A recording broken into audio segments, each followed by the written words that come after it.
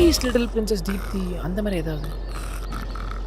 டேய் டேய் என்னடா தூங்கிட்டு இருக்க, எழுந்துடுறா. பொறுப்பே இல்லாம நீ எல்லாம் நல்லாவே இருக்க மாட்டடா. அட்லீஸ்ட் ஒரு டீயாவது சொல்டா. மச்சான். இந்த ப்ரொஃபைலை மட்டும் நீ கண்டுபிடி, உனக்கு ஒரு ஃபுல்லே வாங்கி தரேன். தீப்தி நீ பாட்டு, நானே பார்க்குறேன். ஓகே. இவ்வளோ பாரு. ம்ஹும். ம் இவ இவங்க இல்லை மச்சான். திஸ் பீஸ் நோவா கெஸ்ஸா. லைக் ஏன்டா போடுற? அது ஏன் அக்கௌண்ட்ரா?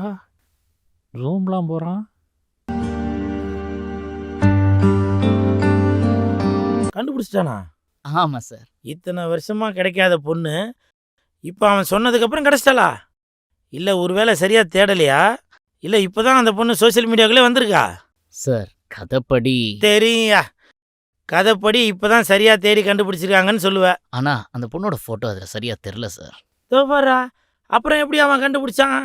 அந்த ஃப்ளாஷ்பேக்கில் சொன்ன மாதிரியே அதே school, homemade chocolate, fashion designing, அந்த ப்ரொஃபைலில் எல்லாமே ரொம்ப ரிலவெண்ட்டாக இருந்துச்சு சார். நம்புற மாதிரி இல்லையே.